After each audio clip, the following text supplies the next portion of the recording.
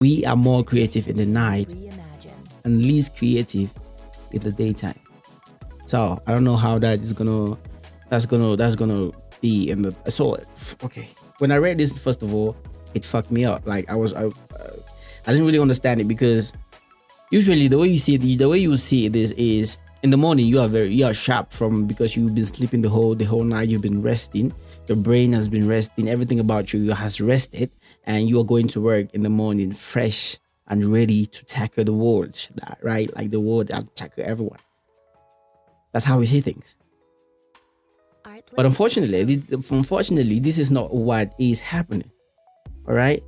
Apparently, there's this thing called the circadian rhythm. So this is how it goes. So basically, during the day at work, you have been working the whole day. You get up in the morning, you went to work. You have been working every single second, and now you are tired. You come back home, you're all tired and stuff like that. Your frontal cortex, basically what they're saying is your frontal cortex, which is responsible for most of the things that you do, is responsible for for what you hear, for what you see, what you taste, and what you touch and smell. Responsible for all those things. So it's tired at that point, right? So which means you cannot really process these things anymore. You cannot process what you hear, what you smell, what you taste, or what you touch. You cannot really process these things anymore 100%. You can still do it. Like your frontal cortex is responsible for these things. Your frontal cortex is not working as it should, but it's still there. You get me? Like it's not working as it should, but it's still working perfectly. Not perfectly, but on a like 50% capacity, right? So now it means that you are exhausted. At that state of exhaustion, is it exhaustion? At that state where you are exhausted, your creativity, it causes you to be more creative. And how does this work? Because your frontal cortex does not function as well anymore and can't really process anything that well. It causes you to be more creative because you just don't care anymore. You just don't give a fuck anymore. I guess it also teaches us that you are more creative when you don't care what people think. You don't care. You don't give a fuck. Actually, you're more creative when you don't give a fuck. So, what happens if you're more creative instead of your frontal cortex trying to nitpick and get all these perfect details about things? Now that it's tired, it's tired. It cannot really process things anymore. It does not really look at things like, say, okay, I want to do this, but I don't want to take from that source because it's not really ideal. Let me take from this source because it looks better. When you're tired, you don't care. You just, if it sounds good, it's good. You just put everything together into your project and you just run with it. All right. So that's what they're saying. They're saying you're more creative because your brain is like, fuck it. Everything that comes through you, everything that comes to you, you just jam pack it in the project that you're doing.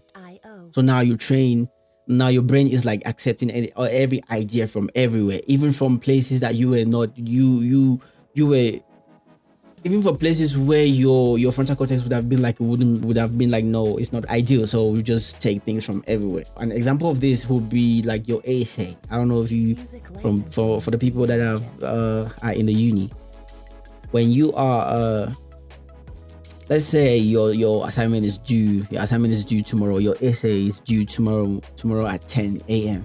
and it's like 12 midnight now, and you still have like 5,000 words to write. You know the rush. You know what happens in your brain, right? Yeah, you're like, no, fuck it. You just start bringing things in. You just start writing things. You just want your target to be met, like your 5,000 words to be met, and you just have to write. You don't even care what you're writing down. You just want the time, the counter to show 5,000 words. When it shows 5,000 words, yeah, you are good and everything is fine at that point. Yeah, I guess that's the best way to describe it. So it's called a circadian rhythm. We are more creative in the night and least creative in the afternoon. And I guess drinking also does that.